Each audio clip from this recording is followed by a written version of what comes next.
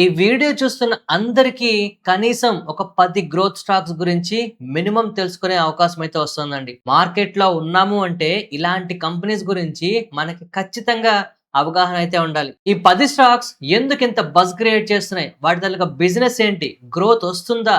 వస్తే ఆ గ్రోత్ ఎంత కాలం ఉంటుంది?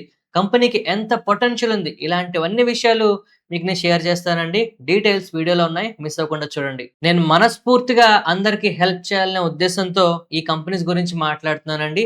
ఇవేవి కూడా బై సెల్ రికమెండేషన్స్ కావు. అండ్ ఇలాంటి స్టాక్స్ గురించి స్టడీ చేయకుండా మనం ఉంటే మార్కెట్‌లో చాలా మంచి అవకాశాలను మిస్ అయిపోయిన వాళ్ళు అవుతామండి. సో మీ ముందుకు తీసుకొస్తున్న ఈ ప్రయత్నం మీకు నచ్చుతుందని ఆశిస్తూ let's continue the video. Stock మార్కెట్‌లో కొన్ని వందల వేల స్టాక్స్ ఉన్నాయండి. కానీ కొన్ని కంపెనీస్ మాత్రమే పెరుగుతున్నాయి బాగా. అండ్ వాటిని ఇవి మాత్రమే పెరుగుతాయని మనం ఎలా చెప్పగలుగుతాం? ఇవాళ ఎగ్జాక్ట్‌లీ అలాంటి ఒక లైవ్ ఎగ్జాంపుల్‌తో మీ ముందుకు ఒక స్టాక్‌ని తీసుకొస్తున్నానండి. ఇది కంప్లీట్‌గా ఎడ్యుకేషనల్ పర్పస్ కోసం మాత్రమే గానీ బై సెల్ రికమెండేషన్ కోసం కాదు. ఫర్ ఎగ్జాంపుల్ మీ పోర్ట్‌ఫోలియోలో ఎన్ని స్టాక్స్ ఉన్నాయండి? మీరు కంపేర్ చేసుకోండి. మీ పోర్ట్‌ఫోలియోలో ఉన్న స్టాక్స్‌కి ఇవాళ మనం మాట్లాడుకుంటున్న స్టాక్‌కి డిఫరెన్స్ ఏంటి? ఇవాళ మనం మాట్లాడుకునే కంపెనీ ఎందుకు పెరుగుతుందో మీకు తెలుస్తుందండి వీడియో చూస్తే. అలాగే మీరు హోల్డ్ చేస్తున్న కంపెనీస్ ఎందుకు పెరుగుతాయో మీకు తెలుసా? ఇవాళ మనం మాట్లాడుకునే కంపెనీకి ఎంత పొటెన్షియల్ ఉందో నేను చెప్పగలుగుతానండి. అలాగే మీరు హోల్డ్ చేస్తున్న కంపెనీస్‌కి ఎంత పొటెన్షియల్ ఉందో మీరు చెప్పగలరా? అంతేకాదు ఇవాళ నేను చెప్పే ప్రతి విషయాన్ని మీ పోర్ట్‌ఫోలియోలో ఉండే స్టాక్స్‌తో కంపేర్ చేసుకోండి. మీ పోర్ట్‌ఫోలియోలో ఎందుకు మార్పు రాదో నేను చూస్తాను. జనరల్‌గా పోర్ట్‌ఫోలియో అంటే చాలామంది ఏమనుకుంటారు, ఒక 2, 3 స్టాక్సో, 4, 5 స్టాక్సో కొన్ని హోల్డ్ చేద్దాం అనుకుంటారండి. కాదు. ఇవాళ మనం మాట్లాడుకునే లాంటి కంపెనీలు ఒక 20, 30 కంపెనీలు మన దగ్గర ఉండాలి. చాలా మంది పోర్ట్‌ఫోలియోస్ చూస్తున్నానండి. 1, 2 వీడియోలు చూడడం, ఓ 3, 4 స్టాక్స్ హోల్డ్ చేయడం, అందులోని ఎక్కువ ఒకే కంపెనీలో పెట్టుబడి పెట్టడం చేస్తుంటారు. అలా కాదు. మనకి నచ్చిన కంపెనీస్, పెరుగుతాయే నమ్మకం ఉన్న కంపెనీస్, మనం కనీసం ఒక 25, 30 అయినా కొని పెట్టుకుంటే, అందులో మూడో, నాలుగో, ఐదో ఫెయిల్ అయిపోయినా ఓవరాల్‌గా మన పోర్ట్‌ఫోలియో ప్రాఫిట్‌లో ఉంటుందండి. ఒకవేళ మీ పోర్ట్‌ఫోలియో ఇలా లేకపోతే ఖచ్చితంగా మార్చుకోండి. అండ్ మీ పోర్ట్‌ఫోలియోకి కావాల్సిన ఒక 10 బ్రహ్మాండమైన గ్రోత్ స్టాక్స్, వీటి బిజినెస్ ఏంటి? ఈ బిజినెస్‌లు పెరగడానికి గల ట్రిగ్గర్స్ ఏంటి? వాటి బిజినెస్‌ని మనం ఎలా అనాలిసిస్ చేయాలి? నేను ఎలా ట్రాక్ చేస్తున్నాను? ఇవన్నీ కూడా మీకు నేను షేర్ చేస్తానండి. సో, ఇవాళ మనం మాట్లాడుకుంటున్న కంపెనీ గురించి ఒక్క మాటలో చెప్పాలి అంటే సింపుల్. యూరోపియన్ కంట్రీస్‌కి ఈ కంపెనీ ఏకైక దిక్కుగా మారబోతుందండి. వీళ్ళు తప్పితే మరొక ఆప్షన్ లేదు అనేలాగా వీళ్ళ బిజినెస్ అయితే మారుతోంది. అసలు ఆ విషయం ఏంటి? యూరోపియన్ కంపెనీస్ ఇంకేవి కాంపిటీటర్ లేకుండా ఎందుకయిపోతున్నాయి? ఓవరాల్ పరిస్థితి మీకు 2, 3 విషయాల్లో చెప్తానండి. ఒకవేళ మీకు దీని గురించి ఇంకా డీటెయిల్‌గా కావాలి అంటే ఏం చేయాలో కూడా చివరిలో చెప్తాను. మిస్ అవ్వకుండా చూడండి. అండ్ ఈ వీడియోలో నేను చెప్పిన స్టాక్ గురించి ఏవైతే విషయాలు మీకు తెలుస్తున్నాయో, ఇవి మీకు నచ్చినా, ఉపయోగపడతాయనిపించినా మన వీడియోకి లైక్ చేయండి. మన ఛానెల్‌కి సబ్స్క్రైబ్ చేయండి. సో, ఇవాళ మనం మాట్లాడుకుంటున్న కంపెనీ ఒక ఆటో యాన్సిలరీ కంపెనీ అంటారా? ఏదంటారా మీ ఇష్టం. కానీ ఈ కంపెనీయే మనకి బిజినెస్ గ్రోత్ పెరుగుతుంది. ఈ కంపెనీకి ఫ్యూచర్ బ్రహ్మాండంగా ఉంటుంది అని ఎలా చెప్పగలుగుతున్నామో కొన్ని కారణాలు చెప్తాను చూడండి. యూరప్‌లో కార్ మ్యానుఫ్యాక్చరర్స్ ఉన్నారు కదండీ! వాళ్ళకి ఎవరైతే కాంపోనెంట్స్ ప్రొవైడ్ చేస్తుంటారో, వాళ్ళందరూ కూడా ఒక్కసారిగా బిజినెస్ క్లోజ్ చేసుకుంటున్నారండి. కారణం ఏంటి అంటే, అక్కడ విపరీతమైన డిమాండ్ ఉన్నప్పటికీ కూడా, వాళ్ళ తాలూకా ప్రొడక్ట్స్ చాలా మ్యానుఫ్యాక్చరింగ్ కాస్ట్ చాలా ఎక్కువైపోతుందనమాట. Business survive అవ్వట్లేదక్కడ. కానీ చాలా చీప్‌గా, తక్కువ మ్యానుఫ్యాక్చరింగ్ కాస్ట్‌తో వాళ్ళందరికన్నా ఎఫిషియంట్‌గా మన ఇండియాలో ఉన్న ఈ కంపెనీ ఎక్స్‌పోర్ట్స్ చేస్తుంది. ఇప్పటికే ఎక్స్‌పోర్ట్స్ బిజినెస్ బాగా పెరిగింది. అండ్ మోస్ట్ ఇంపార్టెంట్‌లీ అక్కడ లోకల్‌గా మ్యానుఫ్యాక్చరింగ్ చేయడానికి అవకాశాలు రోజు రోజుకి తగ్గిపోతున్నాయి. సో, యూరోపియన్ కంట్రీస్‌కి మన కంపెనీయే ఏకైక దిక్కుగా మారబోతుంది. మీరు అడగొచ్చు, చైనా లేదా? ఇంకే దేశము లేదా? అంటే మనంత తక్కువ కాస్ట్‌తో, మనంత పర్ఫెక్ట్‌గా, నమ్మకంగా ఇచ్చే కంపెనీలు లేవండి. సో, ఇప్పుడు ఎలక్ట్రిక్ వెహికల్స్ అయినా సరే, లేదు అంటే నార్మల్ వెహికల్స్ అయినా సరే, కార్‌లకి డ్రైవ్ లైన్ సెగ్మెంట్ అని ఉంటుందండి. ఈ డ్రైవ్ లైన్ సెగ్మెంట్ అంటే ఏంటి? డీటెయిల్స్ అన్ని మనం చివరిలో చెప్పుకుందామండి. మీకు ఫుల్ పిక్చర్ క్లారిటీ ఇస్తాను. కాకపోతే నేను చెప్పేది ఒకసారి వినండి. ఈ డ్రైవ్ లైన్ తాలూకా ఇంపార్టెన్స్ ఎలా ఉంటుంది అంటే, ఇది ఒక కార్‌కి బ్యాక్ బోన్ లాంటిదండి. ఈ డ్రైవ్ లైన్ సెగ్మెంట్ లేకపోతే కారే లేదు. అంటే కార్‌లో సప్లై ఎటెళ్ళాలి, పవర్ ఎటు నుంచి ఎటు వెళ్ళాలి, కాంపోనెంట్స్ అన్నీ కనెక్ట్ అయ్యాయా లేదా, కంప్లీట్‌గా దీని నుంచి ఉంటుంది. ఒక వెన్నుపూస లాంటిది మనకైతే. సో ఈ డ్రైవ్ లైన్ సెగ్మెంట్స్ మ్యానుఫ్యాక్చరింగ్ చేస్తున్న కంపెనీస్ అన్ని కూడా యూరోప్ లో చాలా ఇబ్బందులు పడి బిజినెస్లు ఆపేస్తున్నాయండి. యూరోపియన్ కంట్రీస్ లో ఉన్న 3 అతిపెద్ద కంపెనీస్ ఈ బిజినెస్ నుంచి పూర్తిగా బయటకు వెళ్ళిపోతున్నాయి, బ్యాంకరప్ట్ అయిపోతున్నాయి. ZF, Dana, BMW, Volkswagen ఇలాగ చాలా చాలా పెద్ద పెద్ద కంపెనీస్ కే ఇప్పుడు క్రిటికల్ పొజిషన్ వచ్చేస్తుందండి. ఈ డ్రైవ్ లైన్ సెగ్మెంట్స్ లేకపోతే కారు నడవదు. కార్లు మ్యానుఫ్యాక్చరింగ్ అయితే ఇప్పుడు ఆగిపోదు కదా, అదైతే మనకు తెలుసు. సో ఇప్పుడు వాళ్ళకి స్టిల్ ఇంకా సప్లయర్స్ కావాలి.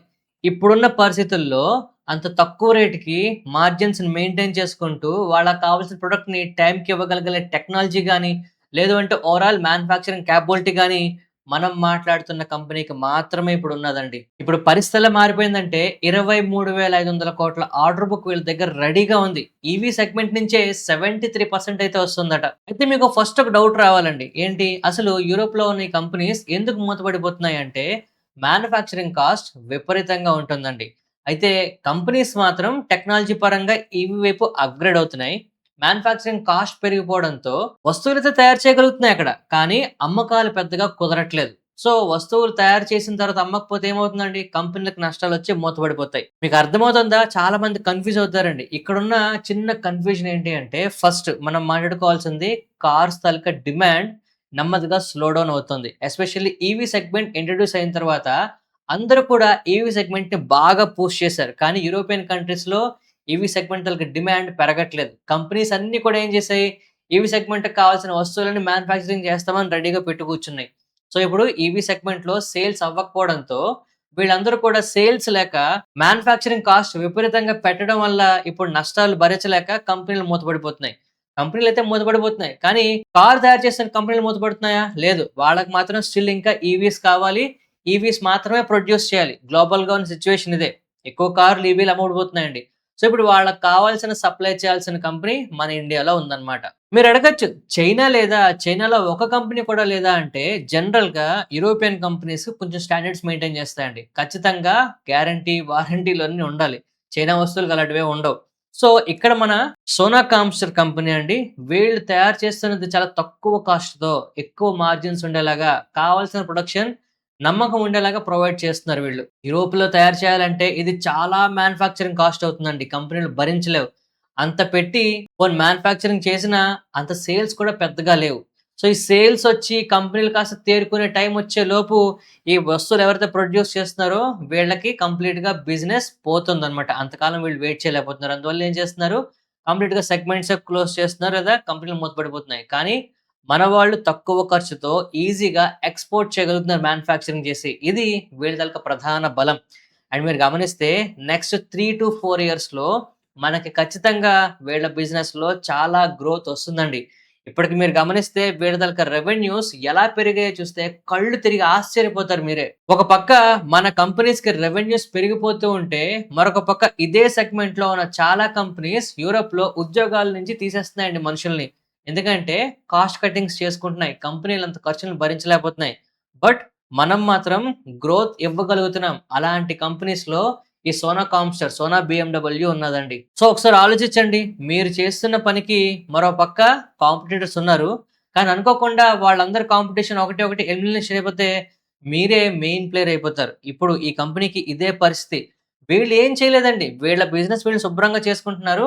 ఓవరాల్‌గా వస్తున్న ప్రాబ్లమ్ వల్ల వీళ్ళు హైలైట్ అయిపోతున్నారు. ఇది ఖచ్చితంగా టెయిల్ విండ్ అంటాం. ఇలాంటి టెయిల్ విండ్స్ ఇప్పుడు ఈవీ సెగ్మెంట్‌లో బాగా కనిపిస్తున్నాయి. ఎస్పెషల్లీ డ్రైవ్ లైన్ సెగ్మెంట్‌లో వీళ్ళకి ప్రధాన బలంగా అయితే ఉంటుందండి. దీనివల్ల ఫ్యూచర్‌లో బిజినెస్ గ్రోత్ బ్రహ్మాండంగా ఉంటుందని ఆల్మోస్ట్ మనకు అర్థమైపోతుంది. సో కొన్ని స్టాక్స్ మాత్రమే ఎందుకు పెరుగుతాయి అంటే కంపెనీ పరిస్థితి ఎలా ఉన్నా బిజినెస్ మాత్రం ఏమాత్రం ఢోకా లేదనేలాగా మనకి గ్రోత్ కనిపిస్తుంది ఇక్కడ. సో ఇప్పటికే కంపెనీ తరఫు ఎక్స్‌పోర్ట్ ఆర్డర్స్ పెరిగిపోతున్నాయి. ఇంకా ఎక్కువ అవుతాయండి ఫర్దర్‌గా. ఇందులో ఎటువంటి డౌట్ లేదు. ఎందుకంటే అక్కడ మ్యానుఫ్యాక్చరింగ్ చేయడానికి కంపెనీసే లేకుండా పోతున్నాయి. టాప్ కంపెనీస్ ఏవైతే 3 ఉన్నాయో ఆ 3 పడిపోతున్నాయి. మీరు ఆలోచించండి. మన ఇండియాలో ఉన్న టాప్ 3 మ్యానుఫ్యాక్చరింగ్ కంపెనీస్ ఆగిపోతే మన పరిస్థితి ఏంటి? సో అలాగా ఇప్పుడు మనం ఒక ఇంపార్టెంట్ స్టేజ్‌లో ఉన్నామండి ఈ కంపెనీతో. అందువల్ల కమింగ్ డేస్‌లో గ్రోత్ వస్తుంది అని చెప్తున్నాం. ఇప్పుడు నేను అడిగే ప్రశ్న, మీ పోర్ట్‌ఫోలియోలో ఎన్ని కంపెనీస్‌కి బిజినెస్ ఇలా పెరుగుతుందని మీకు తెలుసు? సో మార్కెట్‌లో మనం ఉన్నందుకు ఇలాంటి ఒక 10 స్టాక్స్ అయినా మన దగ్గర ఉండాలండి. ఇవాళ నేను చెప్పింది ఒకటే స్టాక్. కానీ ఇలాంటి మరొక 9 స్టాక్స్ కంపెనీ ఏంటి? బిజినెస్ ఏంటి? గ్రోత్ ఎందుకొస్తుంది? ఈ గ్రోత్ ఎంత కాలం ఉంటుంది? ఇలాంటి విషయాలన్నీ కూడా ఈ వీడియో చూస్తున్న ప్రతి ఒక్కళ్ళకి ఇన్ఫర్మేషన్ నేను షేర్ చేస్తాను. కాకపోతే ఇలాగ స్టాక్స్ గురించి నేను మాట్లాడితే బై సెల్ రికమెండేషన్ చేస్తున్నారంటున్నారండి. కాదు.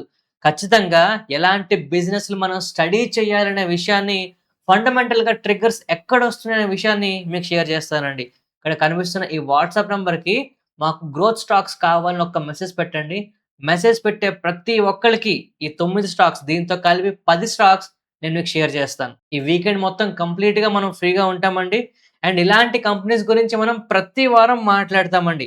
ఇప్పుడు నేను చెప్పే స్టాక్స్ మీరు కొనండి, అమ్మండి అని చెప్పడం కాదండి. నేను మళ్ళీ మళ్ళీ చెప్తున్నా, ఆ కంపెనీకి గ్రోత్ ఉన్నాదా లేదా? ఆ గ్రోత్ ఎందుకొస్తుంది? ఎంత కాలం ఉంటుంది గ్రోత్? ఇలాంటివి మనం మాట్లాడతామండి. అండ్ ఒకవేళ మీ పోర్ట్‌ఫోలియోలో ఉన్న స్టాక్స్‌కి ఇలాంటి విషయాలు మీకు తెలియకపోతే, ఇలాంటి విషయాలు తెలిసున్న కంపెనీల్లోకి మనం షిఫ్ట్ అవ్వడం మంచిది. ఎందుకంటే ఇప్పుడు సౌత్ కొరియా చూడండి. ఆల్‌మోస్ట్ గడిచిన వారం రోజుల్లో 2 సార్లు లోవర్ సర్క్యూట్‌లో పడిపోతుందండి. దాని తాలూకు ప్రభావం గ్లోబల్ మార్కెట్‌ల మీద ఇవాళ మన మార్కెట్‌ల సెలవు కనుక మనం బతికాం. లేదంటే మన మార్కెట్‌లు కూడా గిఫ్ట్ నిఫ్టీ కూడా నెగెటివ్‌గా ఉంది. సో, ఒకవేళ ఇలాంటి మార్కెట్‌లో ఉపద్రవాలు వస్తున్నా కూడా ఫ్యూచర్‌లో మన కంపెనీస్‌కి గ్రోత్ ఉంటుంది అంటే మనం ధైర్యంగా హోల్డ్ చేయగలుగుతాం. అలాగ ధైర్యం వచ్చే కంపెనీల గురించి మనం ప్రతి వారం ఫైండ్ ఔట్ చేస్తామండి. ఇవి మిస్ అవ్వకుండా ఉండాలంటే మన వీడియోకి లైక్ చేయండి. మన ఛానెల్‌కి సబ్స్క్రైబ్ చేయండి. నేను ఏ విషయం పోస్ట్ చేసినా వెంటనే మీ దగ్గరికి మిస్ అవ్వకుండా వస్తుంది. నేను చెప్పే విషయం మీకు నచ్చితే తప్పకుండా లైక్ చేయండి. మన ఛానెల్‌ని మరింత మందికి చేరువయ్యేలాగా మీ ఫ్రెండ్స్ అండ్ కొలీగ్స్ అందరికి షేర్ చేయండి. ఈ హెల్ప్ చేస్తారని ఆశిస్తూ మరొక మంచి వీడియోతో కలుద్దామండి. ధన్యవాదాలు.